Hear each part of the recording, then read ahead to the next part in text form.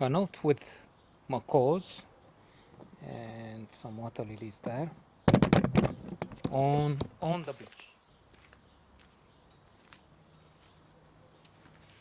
Uh, this is a terrifying film, as terrifying as you can see. Even if it is not horror, we don't have chainsaw, the Texas Chainsaw Massacre, or anything like it. But the subject is overwhelming, and even if it's not relevant in the world of today, I would say, in the same manner, it is still an issue, a question, maybe uh, the inevitable truth, or the inconvenient, the famous inconvenient truth. For the film deals with nuclear disaster. In just a few words, uh, a nuclear holocaust has been uh, triggered, and some people down under, the extreme down below in the south of the planet, in Australia, they survive, but they're waiting for the nuclear cloud to advance over them and kill them all. The planet is doomed, and you know that from the very beginning. And if we laugh at this tragedy, the extinction of mankind and destruction of the planet, if I'm laughing, it's because I'm thinking everything else is just a futile dance. Yes, Ava Gardner, her character Moira, has an intense love affair, let's say, with the captain of the submarine, the American captain of the submarine, Gregory Peck. Wonderful.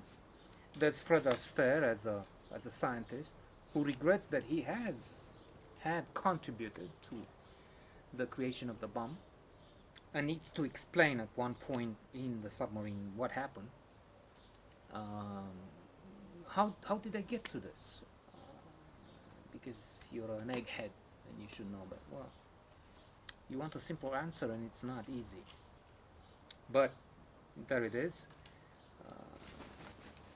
Powerful nuclear bombs were created, and then counter bombs and counter bombs. And somebody saw on a radar what looked to him like an inevitable attack, a nuclear attack, and he pushed the button, knowing full well that in thousands of a second, something like that, his country would be wiped out. So,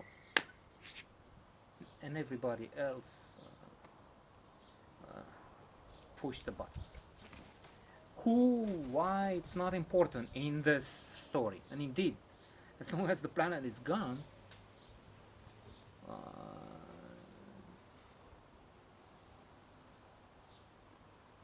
there's nothing more to talk about. That's what I'm saying. It's the most terrifying film you'll ever see. I'm exaggerating. Hyperbole, of course. Metaphor, but still. It is uh,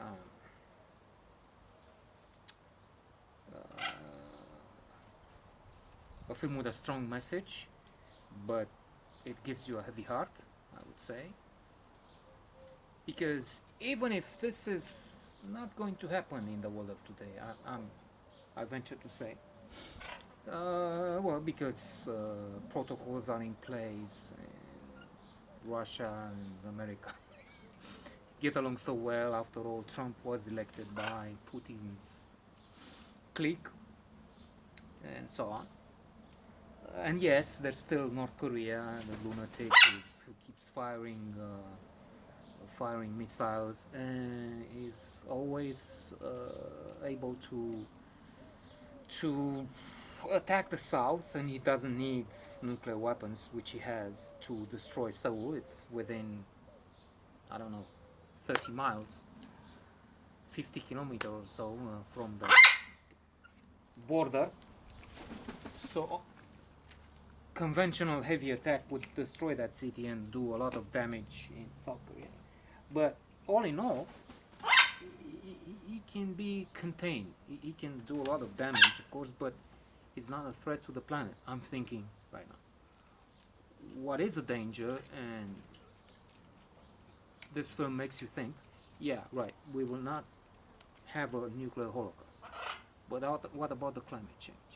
The way we keep at it, and now that the Donald has also pulled out of the Paris Protocol, uh, the way mankind is dealing with the planet, it looks like the planet uh, might be well finished through pollution, and not tomorrow, not in 50 years time, but in 150.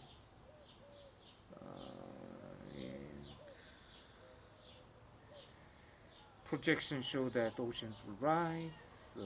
Bangladesh, hundreds of millions of people, billions, will have their land submerged, and of course, everyone else will be affected. Wars will start. That could be the end. Returning to On the Beach, fantastic, terrific,